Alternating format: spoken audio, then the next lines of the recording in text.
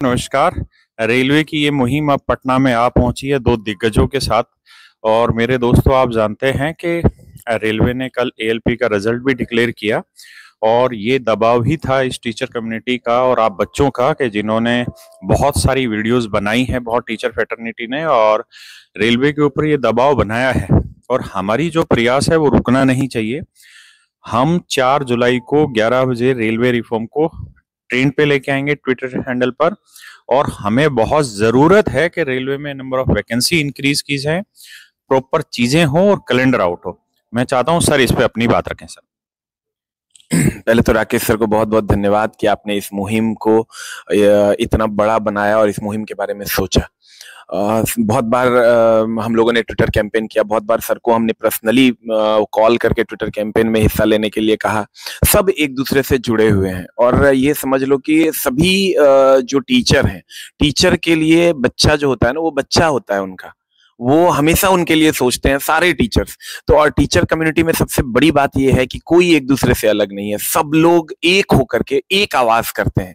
किसी ने आवाज दी, कहते आवाज दो हम एक हैं, तो किसी ने भी आवाज दी तो सब लोग एक हो जाते हैं। हम लोगों में किसी भी प्रकार का ईगो नहीं है, किसी को किसी से कोई ईगो नहीं है और सब लोग बच्चों के हित में चाहते हैं कि लड़ाई लड़ें और बच्चों को फायदा हो। तो फाइनली जो हम लोगों का गोल है वो यही है कि बच्चों को फायदा हो। देखो, कोर्स का लेना नहीं लेना, सर का कोर्स, मेरा कोर्स, इनका कोर्स, उनका कोर्स, आपको जहां दिल करता है पढ़ो। लेकिन जब एक मुहिम सबके लिए स्टार्ट हुआ है तो उसमें सबको मिल के साथ देना है, चाहे वो एसएससी वाले हैं या रेलवे वाले हैं, जो भी लोग हैं, सब लोगों को एक होकर साथ देना है। और कहते हैं ना, जब घर में लड़ाई हो तो लड़ लेंगे, लेकिन जब बाहर वालों से लड़ाई हो तो हम एक हो जाएंगे। तो आइए, एक होने का अब समय हो गया है। हम सब लोग मिलकर 4 तारीख के रेलवे रिफॉर्म को सफल बनाएं और आगे अगर इससे भी नहीं मानती है रेलवे तो और भी इससे आगे हम लोग क्या कर सकते हैं उस पर भी विचार करके उसको भी किया जाएगा। लेकिन रेलवे में तो रिफॉर्म होकर रहेगा, ऐसी हम लोग कल्पना करते हैं। और हम सब आपस में वाद विवाद न करते हुए एक होकर के रेलवे पर हमला करने जा रहे हैं 4 तारीख को। आइए रेलवे रिफॉर्म की बात करते हैं। धन्यवाद सर। तो सर ने जैसा कहा, जिन खूबसूरत बातों से कहा, आपको समझ आया होगा, आप मोटिवेटेड रहिए। अब मैं चाहता हूं कि आपको उस वट वृक्ष से मिलाया जाए जिनसे एसके झा सर निकले हैं, उन आदमी से मिलाया जाए जिनकी किताबें हमने पढ़ी है प्लेटफॉर्म। जब हम 2014-15 के आसपास, जब हम ऑफलाइन पढ़ाता था मैं, उस समय एक किताब बहुत चलती थी, आज भी चलती है। और उस किताब में एक बहुत अच्छी खूबसूरत चीज थी कि जो एग्जैक्ट क्वेश्चन पेपर में आ रहे होते थे उन्हीं को बिल्कुल अच्छे तरीके से टाइप वाइज अरेंज करके रहता था। तो मैं मिलाना चाहता हूं सर से। सर, आप जरूर रेलवे के बारे में बच्चों को कुछ बताएं। धन्यवाद राकेश यादव सर। सबसे पहले तो सर आपका बिहार में स्वागत है, बिहार की धरती से स्वागत है, बिहार के बच्चों के तरफ से स्वागत है।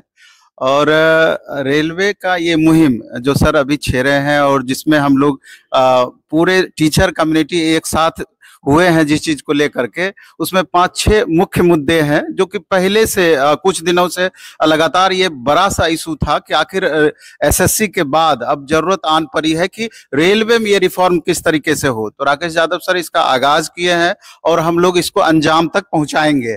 और पूरा भरोसा हमको है, चाहे वो आपका एग्जाम कैलेंडर का इशू क्यों ना हो। एग्जाम कैलेंडर तो दे रही है सरकार, जो वादा की है निभा रही है, लेकिन उसमें ये फिक्स नहीं है कि एग्जाम कैलेंडर आप जारी कर देते हैं तो आपका लिमिट फिक्स नहीं है कि आप कब एग्जाम लेंगे, कब क्या होगा। इसका भी टारगेट फिक्स होना चाहिए पूरा डे बाय डे का, जिससे कि छात्रों को एक लक्ष्य प्राप्त हो, उस हिसाब से छात्र तैयारी करें। इसके अलावा वेटिंग लिस्ट की बातें हैं कि वेटिंग लिस्ट आपने समाप्त कर दिया है।